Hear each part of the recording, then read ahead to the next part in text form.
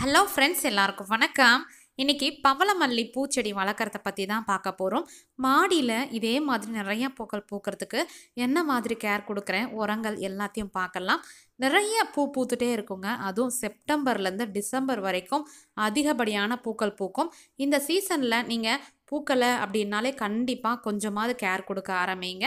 மற்ற நாள்களில் ஓரளவுக்கு செடி வளர்ந்து மட்டும்தான் இருக்கும். இதில் ஹைப்ரிட் வெரைட்டிலாம் கூட இருக்குது. அதுதான் ஓரளவுக்கு பூத்துட்டே இருக்கும். நம்மக்கிட்ட நாட்டு வெரைட்டின்னு வரும்பொழுது இந்த செப்டம்பர் மாதத்துலேருந்து பனிக்காலங்கள் ஆரம்பிக்குது இல்லைங்களா, அந்த சமயத்துலேருந்து தான் பூக்கள் பூக்க ஆரம்பிக்கும். அதுக்கு நம்ம தொடர்ச்சியாக கேர் கொடுத்துட்டும் வரணும். இப்போ நம்ம மாடி தோட்டத்தில் இருக்க பவளமல்லிக்கு ஒரு 4 வயசு ஆகுதுங்க. 4 வருஷத்துக்கு மேலே ஆகுது வாங்கி வச்சு. ஒரு சின்ன 20 லிட்டர் கேனில் தான் வச்சுருந்தேன். கொஞ்சமாக தான் பூக்கள் கொடுத்துட்டே இருந்தது.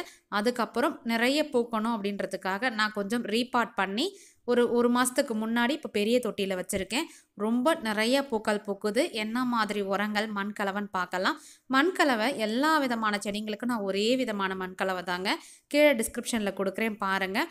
ஒரு பங்கு செம்மண், கொஞ்சம் தொழு உரம், கொக்கோபீட், உயிர் உரங்கள் எந்தெந்த ரேஷியோவில் சேர்த்துருக்கேன் அப்படின்றத கிளியராக அந்த வீடியோவில் சொல்லியிருப்பேன். அடுத்ததான் செடி ஒரு 30 ரூபாய்க்கு தான் நர்சரியில் வாங்கிட்டு வந்திருந்தேன். இதில் ஒரு 2 விதமான வெரைட்டி இருக்குது. இந்த இலைகள் ஒரு மாதிரி ஊசியாக இருக்கு இல்லையா, அதே மாதிரியும் இன்னொரு பவளமல்லியில் இலைகள் அந்த வளைவு மாதிரி இருக்கும். ரோஜா செடிகளில் இலைகள் இருக்குது பாருங்கள், அந்த மாதிரி இருக்கும். இது தாங்க 2 வெரைட்டி இருக்குது. பாரிஜாதம் வேறு, பவளமல்லி வேறு. அதுக்கும் கிளியராக ஒரு வீடியோ கொடுத்துருக்கேன், கீழே டிஸ்கிரிப்ஷனில் கொடுக்குறேன் பாருங்கள். பவளமல்லின்னு இந்த பூவோடைய பேர் பார்த்தீங்கன்னா பூவை வச்சே கண்டுபிடிச்சிடலாம். அந்த காம்பு பகுதி ஆரஞ்சு கலரில் அந்த பவழம் இருக்கு இல்லையா, முத்து பவழம் இந்த மாதிரி, அதில் அந்த பவழம் சொல்லுவாங்க இல்லையா, அந்த கலரில் இருக்கும். ரொம்ப அழகான கலரில் மேலே ஒரு 6 இதழ்கள் கொண்டா மாதிரி குட்டி குட்டியாக இருக்கும். இதில் இன்னும் நல்லா ஊசியாக பூக்கிற வெரைட்டியும் இருக்குது. அதுதான் அந்த ஹைப்ரிட் வெரைட்டி சொன்னேன் பார்த்தீங்களா, அந்த மாதிரி. இதில் எது நீங்கள் கிடைச்சாலும் வாங்கி உங்கள் மாடி தோட்டத்தில் வைங்க. ரொம்ப ஈஸியாக வளர்க்கலாம். நிறைய பூக்கள் பூக்கும். வெயில் பார்த்திங்கன்னா அதிகப்படியான வெயில் இருக்கிற இடத்துல இருந்ததுன்னா நல்லாவே பூக்கும். அடுத்தது தண்ணி ரொம்ப குறைச்சிக்கோங்க.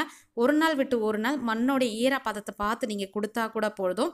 உரங்கள்னு பார்த்திங்கன்னா நான் நம்ம வீட்டில் இருக்கக்கூடிய எளிமையான உரங்கள் தாங்க கொடுத்துட்டு வருவேன்.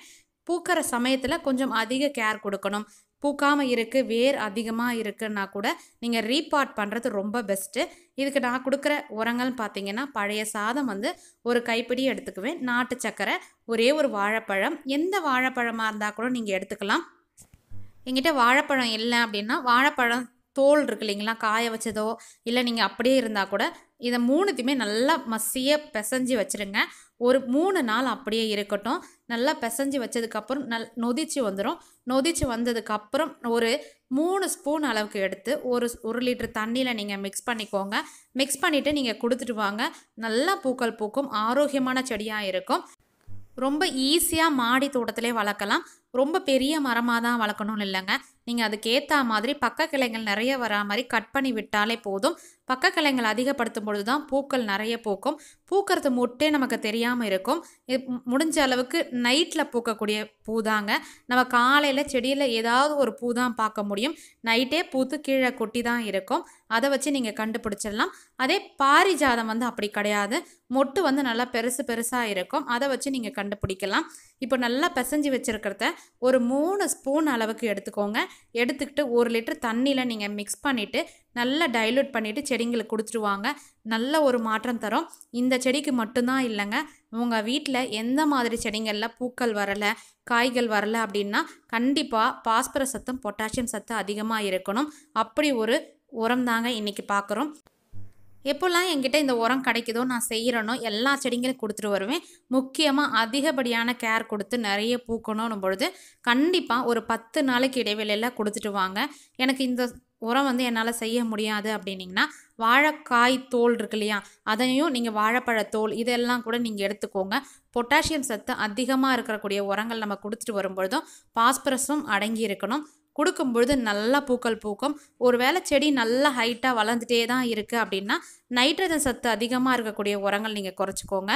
நைட்ரஜன் சத்துன்னும் பொழுது டீ தூள் வேஸ்ட்டு, இன்னும் நிறைய உரங்கள் இருக்குது. அதெல்லாம் நீங்கள் குறைச்சிட்டு என்பிகே சத்தில் இந்த பாஸ்பரஸும் பொட்டாசியத்தையும் நீங்கள் இன்க்ரீஸ் பண்ணும்பொழுது பூக்கள் கண்டிப்பாக பூக்கும். ட்ரை பண்ணி பாருங்கள். பாரிஜாதத்துக்கு வேர் ரொம்பவே அதிகமாக போகும். நிலத்துல இடம் இருக்குது அப்படின்னா நீங்கள் அங்கே வச்சு விட்டுறலாம். இல்லை எனக்கு மாடி தோட்டத்தில்னு பொழுது ஆரம்பத்தில் ஒரு சின்ன தொட்டியில் வச்சுட்டு அதுக்கப்புறம் போக போக நல்லா ஒரு பெரிய தொட்டியில் மாற்றி வைங்க. நம்ம நர்சரியிலேருந்து வாங்கிட்டு வந்த செடியில் ஒரே கிளை தான் இருக்குது அப்படின்னும் பொழுது நல்லா ஹைட்டாக போகாமல் அதை கட் பண்ணி விடும் பொழுது பக்க கிளைகள் அதிகமாக ஆகும். எந்த அளவுக்கு பக்க கிளைகள் நிறைய வருதோ நிறைய பூக்கள் வரும். முடிஞ்ச அளவுக்கு எந்த விதமான செடிக்கும் இதே மெத்தட் ட்ரை பண்ணி பாருங்கள். காலையில் சமயத்தில் எப்பொழுதும் பூத்து மாடியில் கொட்டி தான் இருக்கும். அதை தான் நம்ம எடுத்து பூஜைக்கோ இல்லை நம்ம வீட்டு அலங்காரத்துக்கோ யூஸ் பண்ணுவோம். வாசனைன்னு பார்த்திங்கன்னா அவ்வளோ ஒரு சூப்பரான நறுமணம் தரக்கூடியதுங்க. நம்ம நேஷ்னல் ஃப்ளாக் கலர்னே சொல்லலாம். எனக்கு ரொம்ப பிடிச்சமான பூ. உங்கள் வீட்லேயும் நல்ல ஆரோக்கியத்துக்கும் சரி நல்ல ஒரு வாஸ்து பிளான்ட்டாகவும் கண்டிப்பாக இதை வச்சு ட்ரை பண்ணுங்கள், வளர்த்து பாருங்கள். நிப்பா வைரஸ் அப்புறம் டெங்கு காய்ச்சலுக்கெல்லாம் இந்த இலையை கஷாயம் வச்சு கொடுப்பாங்க. அவ்வளோ நல்லது. எந்த விதமான கஷாயத்தையும் முறிக்கக்கூடிய ஒரு சத்துன்னு பார்த்திங்கன்னா இந்த பவளமல்லியோட இலைக்கு ரொம்பவே இருக்குது. ஒரு 4 இலையை எடுத்து கஷாயம் வச்சு பனக்கற்கண்டு போட்டு குடிப்போம். சூப்பரான மாற்றம் தெரியும். உங்கள் வீட்லேயும் பூக்காத இருக்கிற எந்த செடிங்களும் சரி நீங்கள் கொடுத்து பாருங்கள். அப்போ இன்றைக்கி இந்த வீடியோ உங்களுக்கு கண்டிப்பாக யூஸ்ஃபுல்லாக இருக்கும்னு நினைக்கிறேன். யூஸ்ஃபுல்லாக இருந்துச்சுன்னா நம்ம சேனலை சப்ஸ்கிரைப் பண்ண மறக்காதீங்க. உங்கள் ஃப்ரெண்ட்ஸ் அண்ட் ஃபேமிலிக்கும் ஷேர் பண்ணுங்கள். இன்னொரு இன்ட்ரெஸ்டிங்கான வீடியோவில் நான் உங்களை மீட் பண்ணுறேன். Thank you. Bye bye. Have a pleasant day.